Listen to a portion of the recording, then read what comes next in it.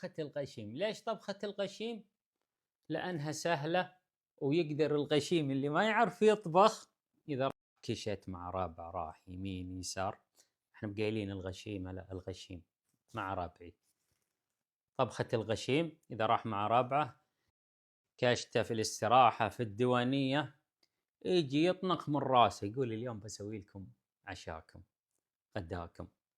وصدقوني تابع وبتصير أكبر شيف على وجه الأرض. لا تشغل النار ولا شيء، بصل وجنبه على جنب بعد، واجد البصل زين، طماط وبعد حطه على جنب. كل هذه الأشياء ترى يا جماعة الخير كلها سهلة. وهذا فلفل رومي زين. واخر شيء بطاطس، عشان تصير انسان مضبوط صح، طباخ فنان. طبعا انا مقصصه ليش؟ اسف، حاطه في ماي ليش؟ عشان ما يسود، ما يحتاج اقول لكم، انتم ناس تفهمون وتعرفون.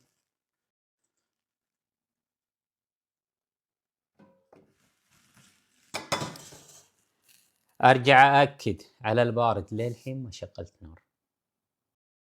وما يمنع فلفل حار بعد، ليش لا؟ وما يمنع فلفل حار بعد، ليش لا؟ وما يمنع فلفل حار بعد، ليش لا؟ وهذا البهار اللي سويناه، نحط البهار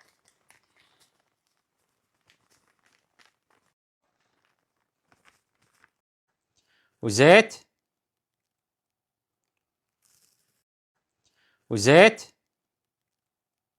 وملح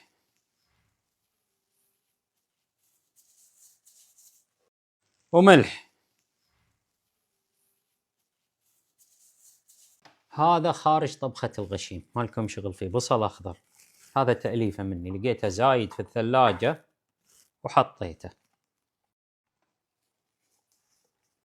إلى الآن. خلصنا الحين شو نسوي؟ نغطيه، وما يمنع النار عالية، نخليه 5 دقائق إلى 10 دقائق. ليش؟ عشان تنزل عصارة الخضروات والبهارات وتطلع النكهة يا الطباخ يا المبتدئ. بنسوي شغلة نحتاجها يا جماعة الخير في طبخة مثل طبختنا اليوم، زعفران.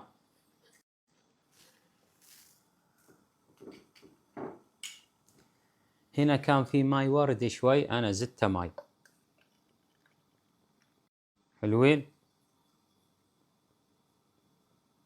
بس. الشغلة الأخيرة وينه؟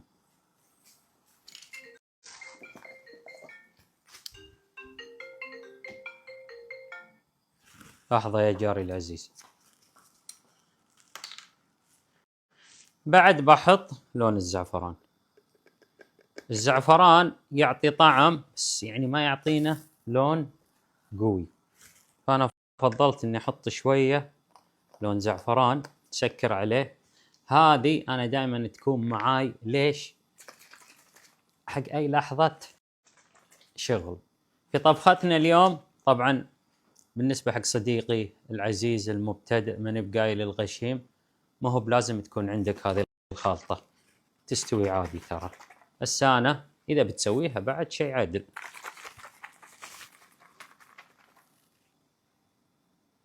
بتشوفون متى بستخدمها.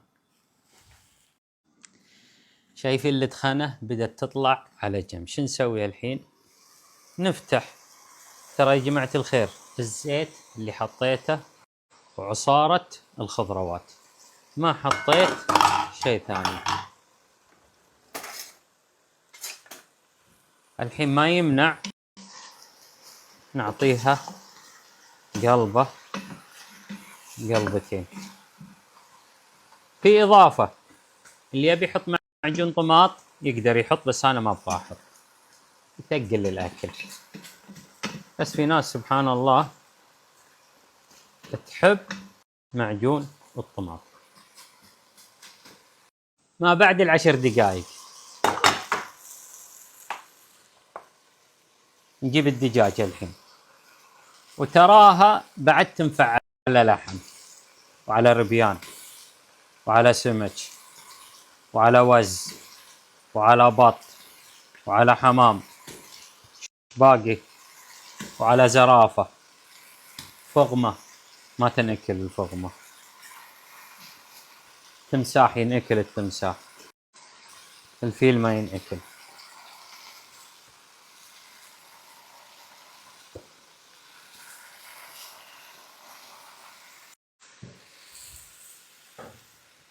الحين نرجع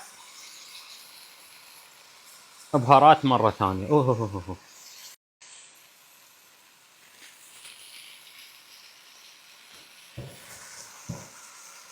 حطينا واجد والله بهارات.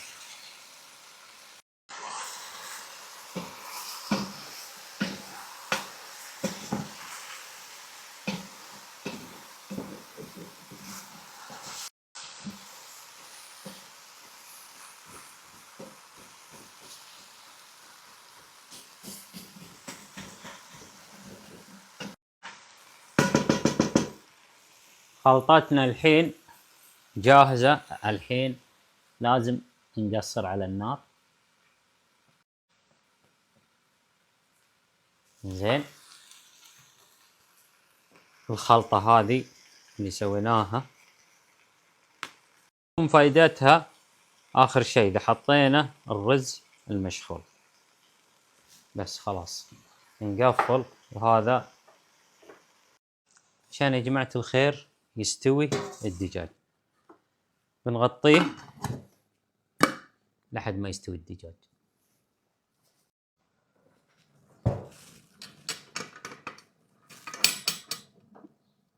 أول شيء خلنا نشوف النتيجة صار. يا سلام يا سلام، إن بغيتوها مرقة خاطرة خاطرة، وإن بغيتوها يا جماعة الخير حق اللي بنسويه بعد زينة. نسكره بجنبه على جنب. ليش؟ عشان صديقي المبتدئ يتعلم شلون يسوي عيش مناسب حق المشخول أو المقلوبة. اتفقنا يا جماعة؟ خلنا نجيبها على جنب. بسم الله. طبعا أنا طولت على النار لأني حسيت إني زدت ماي. تجيب ماي حار بارد بكيفك. زين صديقي المبتدئ، تحط ملح. طبعا أنا عارف كم ما أحط. أنت شو تسوي يا صديقي المبتدئ؟ حط شوي، وإذا قلب الماي ذوق. الملح موزون زين، لا تسوي بطران وعلى طول تكب الملح. الملح ما راح يعني ممكن يتعالج بس أنت مش فاضي. كل شوي زيد شوي، ما يمنع تحط شوية زيت. الزيت هذا ليش يا حبيب قلبي؟ عشان طريقتنا هذه جدا سهلة. ايش بنسوي؟ بيقلب الماي مع الملح، حطينا الزيت وحطينا كل شيء. شنو باقي علينا؟ يكون عندنا رز مغسول على جنب. احنا الحين نبي نسوي رز ابيض، بس ما نبغى رز ابيض كامل الاستواء، لا نبغيه 50-60%. طبعا انا حاط ماي حار الحين، يبغى له كذا 5 دقائق وبيقلب. اول ما يقلب الماي ابى احط الرز. ما بعد غليان الرز 7 دقائق بالضبط، احسب له قلب 7 دقائق على طول. شيل الرز ونحطه فوق هذا. صديق المبتدئ يمكن يسأل كم ياخذ الدجاج لحد ما يستوي. ما له شغل. ليش؟ أنا النار عندي ممكن أقوى، ممكن أنت عندك أقوى، ممكن أنت عندك أقل، فخلي النار متوسطة وخله يطبخ على راحته، وكل شوي تحركه بالشكل هذا. تشوف البصل الطماط لازق تحت أو لا، في ماي ما في ماي، يحتاج ماي تزيده ماي. طيب الملح كذلك كل شوي حط لك شوي. وقيس قيس لحد ما تتأكد، أو ذوق لحد ما تتأكد إن الملح مضبوط. أنا الحين بقول بسم الله.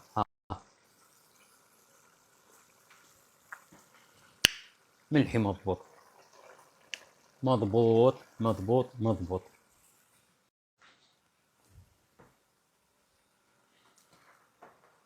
الرز مغسول ومنقع، مثل ما قلنا نتركه حدود 7 دقائق ما بعد الغليان، خاصة لأول واحد بيوصل حق الدجاج. ليش؟ لأن في مرق إذا حطيناه مستوي زيادة بيلين، إحنا ما نبغى يلين، نبغاه يطلع اللي فوق نفس اللي تحت. تابعوا معي والله ما تخسرون، إن شاء الله إنكم ما تخسرون. شوف، ملعقة ثانية للتوضيح، يعني في ناس يقولون لي أنت تحط ملعقتين، ملعقة واحدة مدري شنو. طيب خليه يبرد شوي. هذا البطاطس، بسم الله.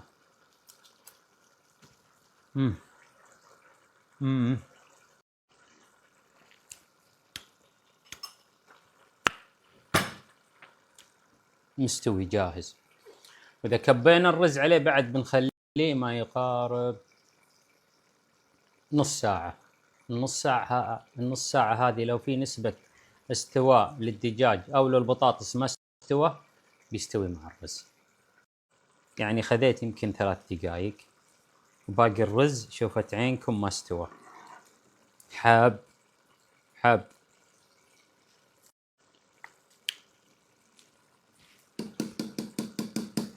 يبيلي ملح.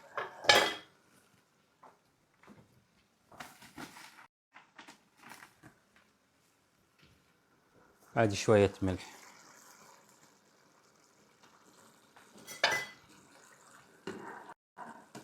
هو زين بس أنا أحب الملح والله. 7 دقائق ما بعد غليان الرز والماء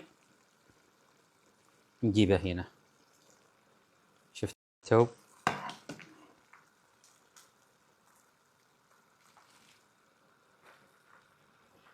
نوزع الرز زين.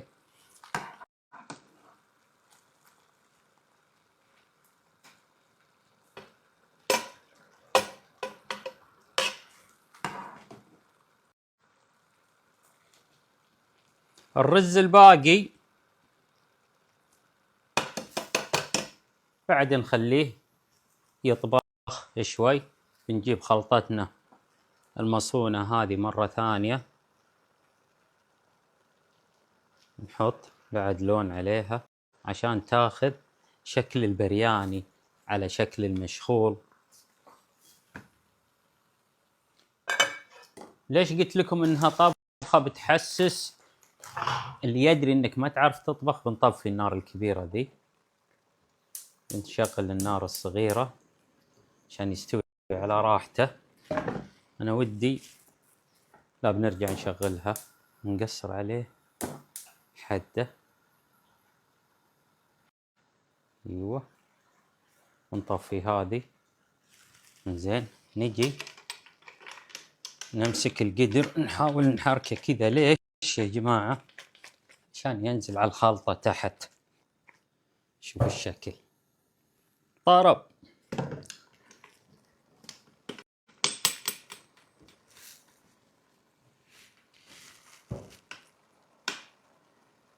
حرك كذا عشان الألوان تتناغم.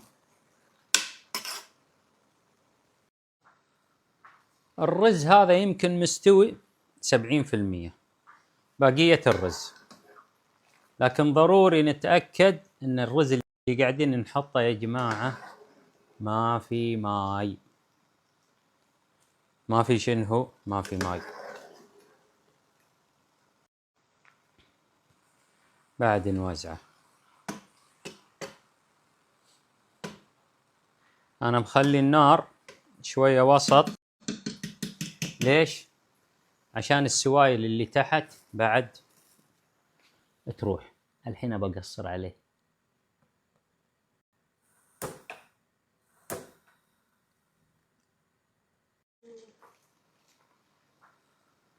الرز هذا يمكن مستوي 70%، بقية الرز، لكن ضروري نتأكد ان الرز اللي قاعدين نحطه يا جماعة ما في ماي، ما في شنو، ما في ماي. بعد نوزعه. انا مخلي النار شوية وسط.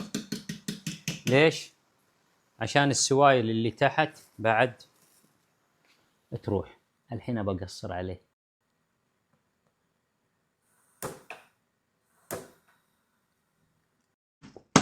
نكتم عليه نص ساعة كاملة على نار هادية. خلصت النص ساعة يا جماعة الخير، وشوفوا كمية البخار اللي بتطلع. لا حطينا قصدير ولا شيء، وين ملعقتي؟ نبي نتأكد. السلام.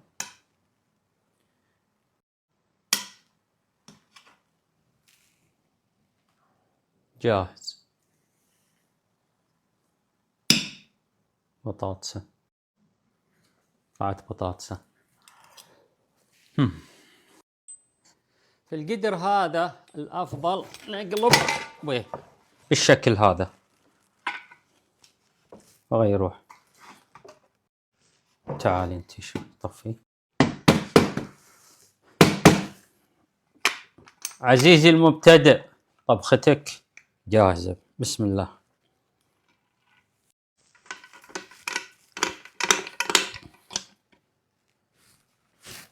المتبقي طبعا لازم نشيله، سواء رز ولا خضرة ولا بطاطس.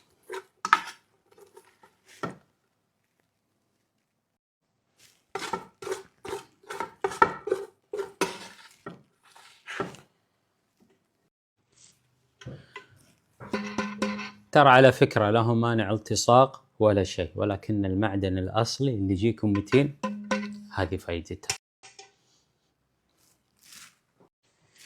سمي بسم الله، يعني عشان تعرفون ان الرز نثري ومفلفل.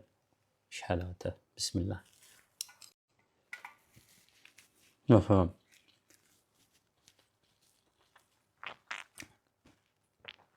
البطاطس بعد مستوي.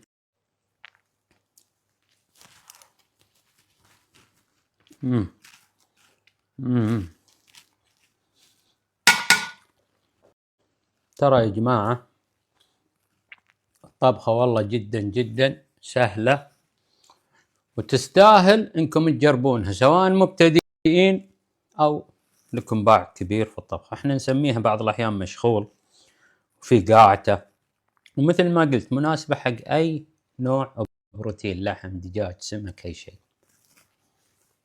علينا وعليكم بالعافية.